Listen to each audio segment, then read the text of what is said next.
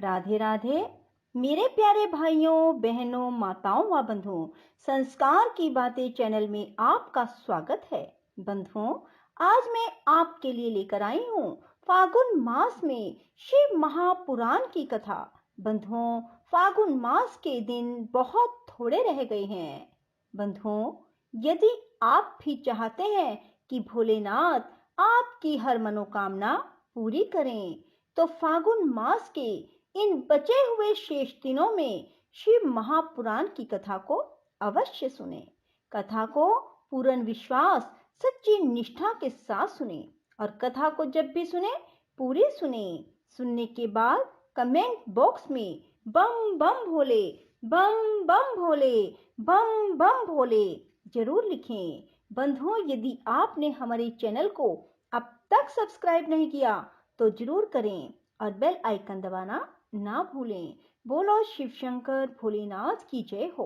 ब्रह्मा जी कहते हैं, नारद, उसकी यह बात सुनकर सर्व मंगला के पति भगवान शिव बहुत संतुष्ट हुए और वीरभद्र तुम्हारी जय हो ऐसा आशीर्वाद देकर फिर बोले। महेश्वर ने कहा, मेरे पार्षदों में श्रेष्ठ वीरभद्र, ब्रह्मा जी का पुत्र दक्ष बड़ा दुष्ट है। उस मूर्ख को बड़ा घमंड हो गया है, अतः इन दिनों वह विशेष रूप से मेरा विरोध करने लगा है। दक्ष इस समय एक यज्ञ करने के लिए उद्यत हैं। तुम याग परिवार सहित उस यज्ञ को भस्म करके फिर शीघ्र मेरे स्थान पर लौट आओ। यदि देवता, गंधर्व, यक्ष अन्य कोई तुम्हारा सामना करने के लिए उद्यत हो तो उन्हें भी आज ही शीघ्र और सहसा भस्म कर डालना। दधीच की दिलाई हुई मेरी शपथ का उल्लंघन करके जो देवता आदि वहां ठहरे हुए हैं उन्हें तुम निश्चय ही प्रयत्न पूर्वक जलाकर भस्म कर देना। जो मेरी शपथ का उल्लंघन करके गर्व युक्त हो वहां ठहरे हुए हैं वे सब के सब मेरे द्रोही हैं, अतः उन्हें अग्निमयी माया से जला डालो। दक्ष की यज्ञशाला में जो अपनी पत्नियों और सारभूत उपकरणों के साथ बैठे हों उन सबको जलाकर भस्म कर देने के पश्चात फिर शीघ्र लौट आना। तुम्हारे वहां जाने पर विश्वदेव आदि देवगण भी यदि सामने आ तुम्हारी सादर स्तुति करें तो भी तुम उन्हें शीघ्र आग की ज्वाला से जलाकर छोड़ना। वीर वहां दक्ष आदि सब लोगों को पत्नी और बंधु बांधवों सहित जलाकर जल को लीला पूर्वक पी जाना।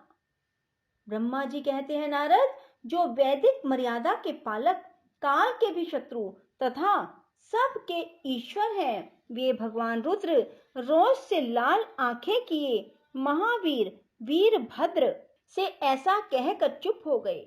ब्रह्मा जी कहते हैं, नारद, महेश्वर के इन वचनों को आदर पूर्वक सुनकर वीरभद्र बड़ा संतुष्ट हुआ। उन्होंने महेश्वर को प्रणाम किया। इसके बाद उन देवादिदेव शूली की उपयुक्त आज्ञा को शिरोधार्य करके वीरभद्र वहां से शीघ्र ही दक्ष के यज्ञ मंडप की ओर चले। भगवान शिव ने केवल शोभा के लिए उनके साथ करोड़ों महावीर गणों को भेज दिया जो प्रलय अग्नि के समान तेजस्वी थे। वे कौतूहलकारी प्रबल वीर प्रमथगण वीरभद्र के आगे और पीछे चल रहे थे। काल के भी काल भगवान रुद्र के वीरभद्र सहित जो लाखों पार्षद गण थे उन सब का स्वरूप रुद्र के समान था। उन गणों के साथ महात्मा वीरभद्र भगवान शिव के समान ही वेशभूषा धारण किए रथ पर बैठकर यात्रा कर रहे थे। उनके 1 सहस्त्र भुजाएं थी, शरीर में नागराज लिपटे हुए थे। वीरभद्र बड़े प्रबल और भयंकर दिखाई देते थे। उनका रथ बहुत ही विशाल था, उसमें 10,000 सिंह जोते जाते थे जो प्रयत्न पूर्वक उस रथ को खींचते थे। उसी प्रकार बहुत से प्रबल सिंह, शार्दूल, मगर, मत्स्य और सहस्त्रों हाथी उस रथ के पार्श्व भाग की रक्षा करते थे।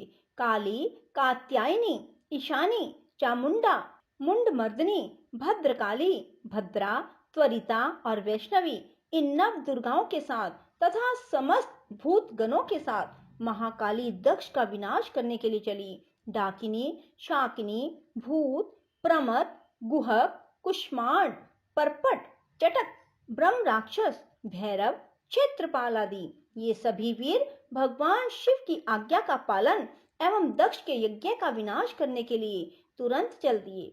इसके सिवा 64 गणों के साथ योगिनियों का मंडल भी सहसा कुपित हो दक्ष यज्ञ का विनाश करने के लिए वहां से प्रस्थित हुआ। इस प्रकार कोटि कोटि गण एवं विभिन्न प्रकार के गणाधीश वीरभद्र के साथ चले। उस समय भेड़ियों की गंभीर ध्वनि होने लगी। नाना प्रकार के शब्द करने वाले शंख बज उठे। भिन्न भिन्न प्रकार की सींगें बजने लगी। महामुने सेना सहित वीरभद्र की यात्रा के समय वहां बहुत से सुखद शगुन होने लगे। इस प्रकार जब प्रमथ गणों सहित वीरभद्र ने प्रस्थान किया, तब उधर दक्ष तथा देवताओं को बहुत से अशुभ लक्षण दिखाई देने लगे। देवऋषि यज्ञ विध्वंस की सूचना देने वाले त्रिविध उत्पात प्रकट होने लगे। दक्ष की बाईं आंख, बाईं भुजा और बाईं जांघ फटकने लगी। तात वाम अंगों का वह फटकना सर्वथा अशुभ सूचक था और नाना प्रकार के कष्ट मिलने की सूचना दे रहा था। उस समय दक्ष की यज्ञशाला में धरती डोलने लगी। दक्ष को दोपहर के समय दिन में ही अद्भुत तारे दिखने लगे। दिशाएं मलिन हो गई। सूर्यमंडल चितकबरा दिखने लगा। उस पर हजारों घेरे पड़ गए, जिससे वह भयंकर जान पड़ता था। बिजली और अग्नि के समान दीप्तिमान तारे टूट टूट कर गिरने लगे और भी बहुत से भयानक अपशगुन होने लगे। इसी बीच में वहां आकाशवाणी प्रकट हुई, जो संपूर्ण देवताओं और विशेषतः दक्ष को अपनी बात सुनाने लगी। भगवान हर की ओर से आज तुझे महान दुख प्राप्त होगा, जो किसी तरह टल नहीं सकता। अब यहाँ तेरा हाहाकार भी सुनाई नहीं देगा। जो मूढ़ देवता आदि तेरे यज्ञ में स्थित हैं, उनको भी महान दुख होगा, इसमें संशय नहीं है। ब्रह्मा जी कहते हैं, मुने, आकाशवाणी की यह बात सुनकर और पूर्वक अशुभ सूचक लक्षणों को देखकर दक्ष तथा दूसरे देवता आदि को भी अत्यंत भय प्राप्त हुआ। उस समय दक्ष मन ही मन अत्यंत व्याकुल हो कांपने लगे और अपने प्रभु लक्ष्मीपति भगवान विष्णु की शरण में गए। वे भय से अधीर हो बेसुध हो रहे थे। उन्होंने स्वजन वत्सल देव आदि देव भगवान विष्णु को प्रणाम किया और उनकी स्तुति करके कहा। दक्ष बोले, देव देव हरे विष्णु दीनबंधो कृपा निधे, आपको मेरी और मेरे यज्ञ की रक्षा करनी चाहिए। प्रभु, आप ही यज्ञ के रक्षक हैं। यज्ञ ही आपका कर्म है और आप यज्ञ स्वरूप हैं। आपको ऐसी कृपा करनी चाहिए जिससे यज्ञ का विनाश ना हो। ब्रह्मा जी कहते हैं, मुनीश्वर, इस तरह अनेक प्रकार से सादर प्रार्थना करके दक्ष भगवान श्री हरि के चरणों में गिर पड़े। उनका चित्त भय से व्याकुल हो रहा था। तब जिनके मन में घबराहट आ गई थी, उन प्रजापति दक्ष को उठाकर और उनकी पूर्वोक्त बात सुनकर भगवान विष्णु ने देवादि देव शिव का स्मरण किया। अपने प्रभु एवं महान ऐश्वर्य से युक्त परमेश्वर शिव का स्मरण करके शिव तत्व के ज्ञाता श्री हरि दक्ष को समझाते हुए बोले। श्री हरि ने कहा, दक्ष, मैं तुमसे तत्व की बात बता रहा हूँ, तुम मेरी बात ध्यान देकर सुनो। मेरा यह वचन तुम्हारे लिए सर्वथा हितकर और महामंत्र के समान सुखदायक होगा। दक्ष, तुम्हें तत्व का ज्ञान नहीं है, इसलिए तुमने सबके अधिपति परमात्मा शंकर की अवहेलना की है। ईश्वर की अवहेलना से सारा कार्य सर्वथा निष्फल हो जाता है। केवल इतना ही नहीं, पग पग पर विपत्ति आती है। जहाँ अपूज्य पुरुषों की पूजा होती है और पूजनीय पुरुष की पूजा नहीं की जाती, वहां दरिद्रता, मृत्यु, भय, ये 3 संकट अवश्य प्राप्त होंगे। इसलिए संपूर्ण प्रयत्न से तुम्हें भगवान विषध्वज का सम्मान करना चाहिए। महेश्वर का अपमान करने से ही तुम्हारे ऊपर महान भय उपस्थित हुआ है। हम सब लोग प्रभु होते हुए भी आज तुम्हारी दुर्नीति के कारण जो संकट आया है, उसे टालने में समर्थ नहीं है। यह मैं तुमसे सच्ची बात कहता हूँ। शेष अगले अध्याय में। राधे राधे, जय श्री कृष्णा। बंधुओं, यदि आपको हमारी वीडियो पसंद आए तो इसे लाइक करें और शेयर भी जरूर करें। धन्यवाद।